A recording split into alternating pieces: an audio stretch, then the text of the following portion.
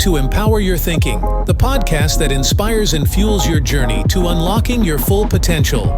Join host C.T. Johnson on the voyage of self-discovery as he uncovers the keys to a more empowered and fulfilled life. Tune in and elevate your thinking today. October is Prophets Month. October calls for voices, not echoes. Prophets who confront darkness, not entertain it. Well, greetings, congregation of the mighty Ecclesial Embassy, where God stands. Prophet C.T. Johnson back with the word of the Lord for October 2025, week 2. Deception warning, the spirit behind Halloween. Last week, we laid the foundation coming from Matthew chapter 24, verses 3 through 13. I established for us that this particular passage of scripture is a prophetic word of caution that frames deception as a central danger in the end times. I began to list and identify for us 4 specific forms of deception that Christians must guard against. The first was the command to be vigilant. Christ in verse 4 says, "Take heed that no one deceives you."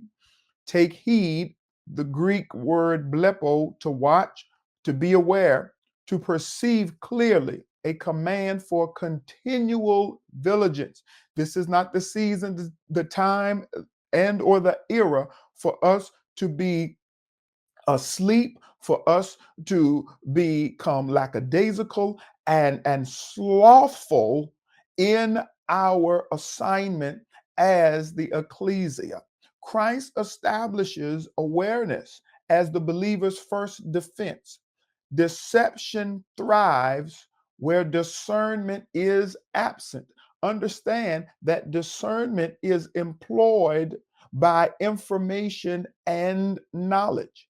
You cannot rightly discern environment, spirit, intention without first obtaining the required information and or knowledge, or your understanding, intel, in order for the spirit of discernment to hone in on what it is that you are trying to decipher, decode, and or understand. Colossians 2 and 8, 1 Peter 5 and 8 are additional foundational scriptures. The second is the agents of deception. Christ talks to us about that in verse 5. "For many will come in my name, saying, I am the Christ, and will deceive many." Deceive, to cause to wonder, to mislead, to seduce from truth or virtue. And that is Satan's tactic. That is Satan's goal, I should say, through the celebration of Halloween. And that is to seduce us from truth. This word implies directional displacement, being led off course through persuasion or imitation. Deception's power lies in misrepresentation of truth, not just outright falsehood. 2 Corinthians 11, 13 through 15, Matthew 7 through 15, additional scripture references. Now, the third of Christ's discourse as a deception warning is the conditions of deception.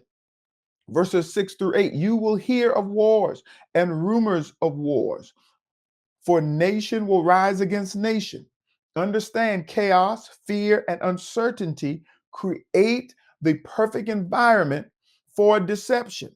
In times of instability, people seek comfort and certainty, often turning to false sources of hope or spiritual refuge.